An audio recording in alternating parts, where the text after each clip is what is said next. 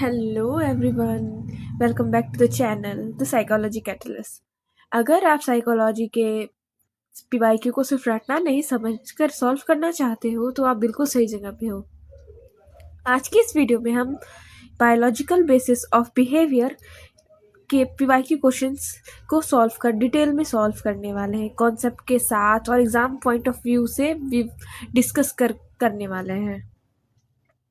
हर questions का logic, correct option और confusion clear करने वाली एक्सप्लेनेशन मिलेगी आपको बिल्कुल इजी लैंग्वेज में, ताकि रिवीजन फास्ट हो और कॉन्सेप्ट स्ट्रांग बने। सो वीडियो को एंड तक जरूर देखना, क्योंकि हर क्वेश्चंस आने वाले एग्जाम्स के लिए बहुत इम्पोर्टेंट है। तो हम स्टार्ट करते हैं हमारा आज का। हम लोग कर रहे हैं यूनिट 4। अगर आप लोग पुरानी वीडियोस को नहीं देखा है तो मस्ट वॉच। तो हम स्टार्ट करते हैं इसके पीवाईक्यूज से।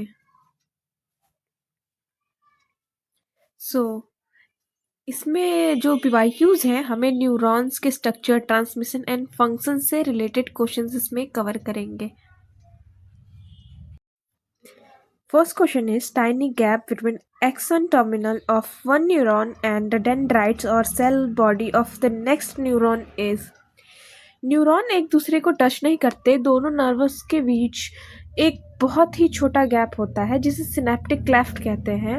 जब इलेक्ट्रिकल सिग्नल एक्सॉन टर्मिनल तक पहुंचता है तो वहां से न्यूरोट्रांसमीटर रिलीज होते हैं, जो इसी गैप को क्रॉस करके नेक्स्ट न्यूरॉन के रिसेप्टर से बाइंड करते हैं। इसलिए न्यूरल कम्युनिकेशन का actual chemical stage synaptic cleft में होता है, ना कि सिनेप्स या वेसिकल्स में। सो हमारा करेक्ट आंसर होगा option C, synaptic cleft. Next question is, the chemical substance that mimic the action of neurotransmitter at a receptor site is called। एग्नोस्ट जो वो सब्सटेंस होता है जो न्यूरोट्रांसमीटर की तरह बिहेव करता है, ये रिसेप्टर पर बाइंड होकर सेम इफेक्ट प्रोड्यूस करता है जो न्यूट्रल न्यूरोट्रांसमीटर करता है। फॉर एग्जाम्पल, अगर डोपामाइन एग्नोस्टिक दिया जाए तो वो डोपामाइन जैसे ही रिसेप्टर को स्टिमुलेट करेगा, चाहे न्यूट्रल डोपामाइन कम हो। इसके अपोजिट एग्नोस्टिक्स होता है जो रिसेप्टर को ब्लॉक करता है। So the correct answer is B, एग्नोस्टिस्ट।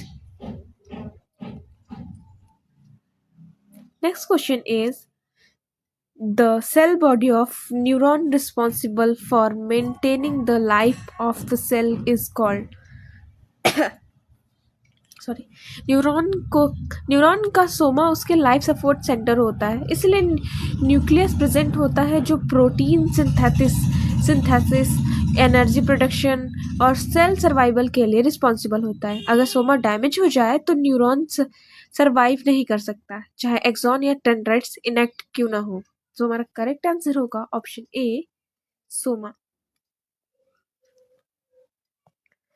The neuron that carries information from the sense of the central nervous system is called।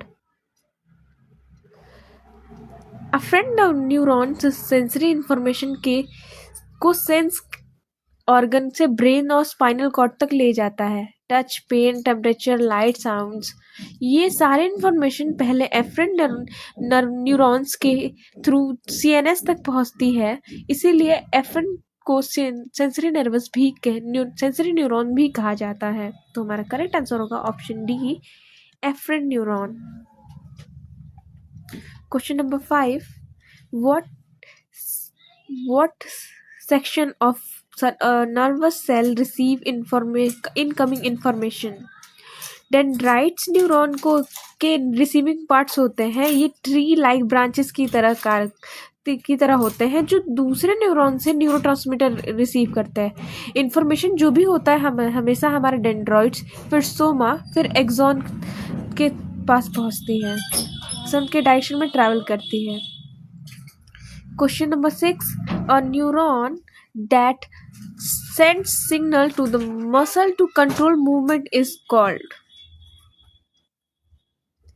Motor neuron CNS से मसल्स और ग्लैंड तक सिग्नल्स भेजता है। जब आप हाथ उठाते हो, चलते हो या लिखते हो, ये सब मोटर न्यूरॉन्स के थ्रू ही पॉसिबल होता है। इसलिए मोटर न्यूरॉन्स को एफरेंट न्यूरॉन्स भी कहा जाता है। तो हमारा करेक्ट ऑप्शन हो जाएगा option B, motor neurons. Next question is chemical released by the terminal button present at the end of the axon are called. So इसका हमारा ऑप्शन देख लेते हैं।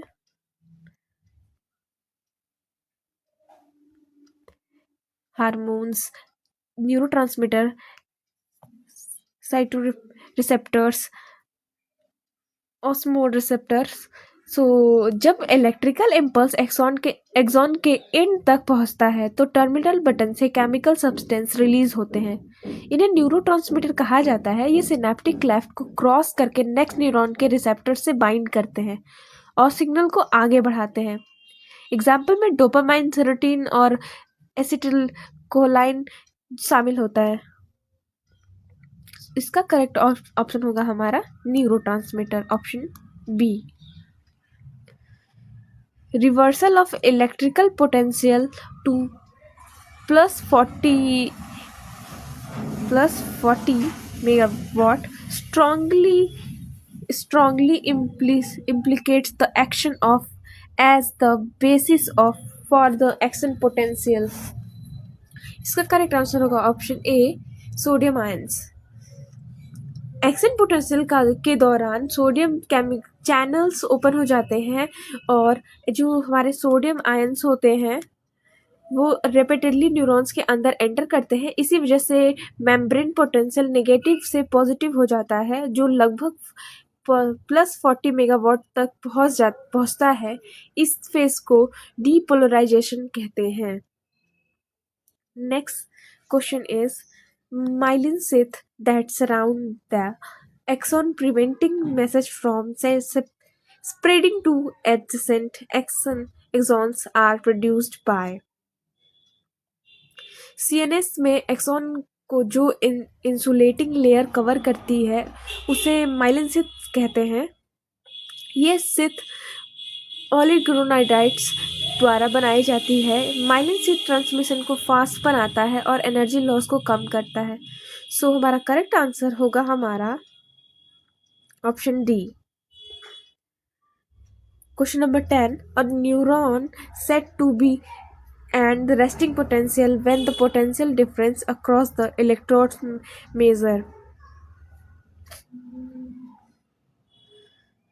रेस्टिंग स्टेटस में न्यूरॉन्स के अंदर चार्ज बाहर के मुकाबले नेगेटिव होता है, जो अप्रॉक्स -70 मेगावाट्स का होता है। इसी कंडीशन को पोलराइज स्टेट कहते हैं। ये कंडीशन न्यूरॉन को नेक्स्ट इम्पल्स रिसीव करने के लिए रेडी करता है। सो हमारा करेक्ट ऑप्शन हो जाएगा ऑप्शन ए, पोलराइज्ड, और यहाँ -70 हो जाएगा। The correct sequence of event are. So neurotransmission एक सिनेप्टिक बायोलॉजिकल प्रोसेस है। पहले न्यूरोट्रांसमीटर से सिंथेसिस होते हैं, फिर रिलीज होते हैं, फिर रिलीज होने के बाद रिसेप्टर बस से बाइंड करता है और फाइनली पोस्ट सिनेप्टिक न्यूरॉन्स में इलेक्ट्रिकल जो चेंज प्रोड्यूस करता है। अगर कोई एक स्टेप फेल हो जाए तो कम्युनिकेशन रुक जाती है। नेक्स्ट क्वेश्चन अब हमारा क्वेश्चन स्टार्ट हो रहा है नर्वस सिस्टम और सीएनएस एंड पीएनएस से related. Most of the physiological changes that occur during the intense emotions result from activation of the synaptic division of the fear, anger या anxiety के time heart rate पड़ना, sweating और breathing fast होना, ये सब automatic nervous system के control में होता है। ये सिस्टम बिना कंसाइज कंट्रोल के बॉडी को इमरजेंसी के लिए प्रिपेयर करती है। तो हमारा करेक्ट आंसर होगा option B, autonomic nervous system. अब हम मूव करते हैं हमारे नेक्स्ट क्वेश्चन की तरफ। Question number 13 is a large bundle of fibers connecting the two cerebral hemisphere. तो इसका करेक्ट आंसर हो जाएगा option A, corpus callosum. Corpus callosum left और राइट सेरेब्रल हेमिस्फेयर को कनेक्ट करता है। ये दोनों हेमिस्फेयर के बीच इंफॉर्मेशन शेयरिंग अलाउ करते हैं, जिससे ब्रेन कोऑर्डिनेटेड और इंटीग्रेटेड मैनर्स में काम करता है। Next question, which of one of the following is also known as the master gland, as it is direct activities of the most of the gland in our body? तो इसका correct answer होगा हमारा option B, pituitary gland. Pituitary gland hormones release करके बाकी endocrine glands जैसे thyroid, adrenaline gland और gonads को control करती हैं। इसी वजह से मास्टर ग्लैंड कहा जाता है, ऑल्दो ये खुद हाइपोथैलेमस के कंट्रोल में होता है। Next question, question number 15, which of the following is not correctly paired?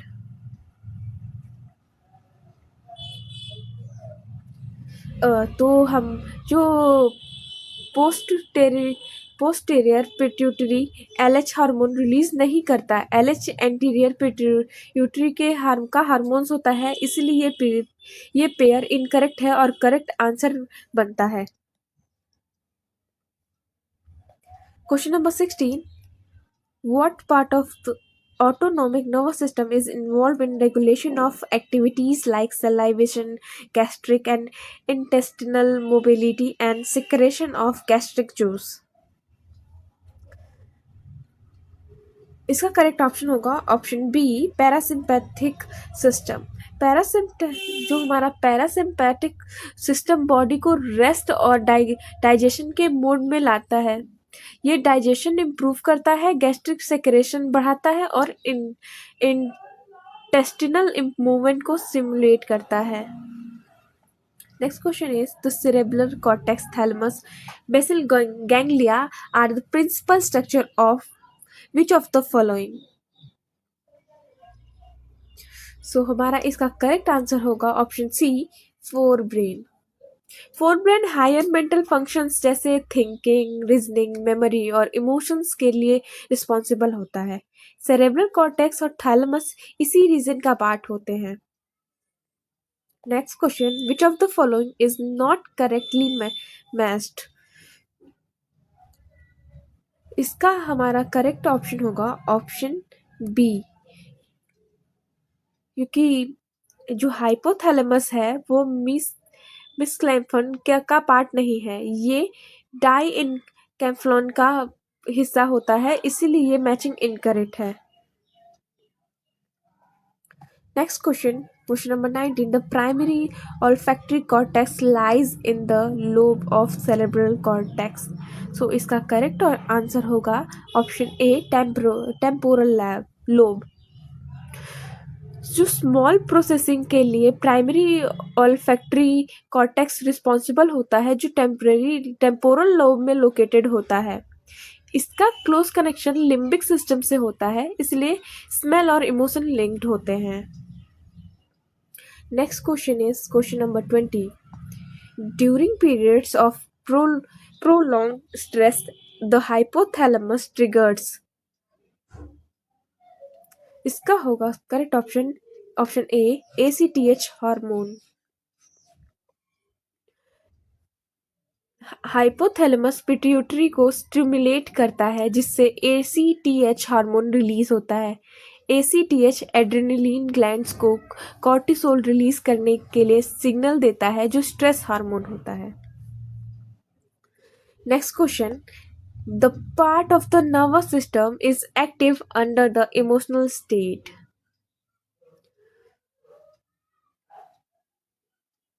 इसका करेक्ट आंसर होगा ऑप्शन ए, सिनेप्टिक्स।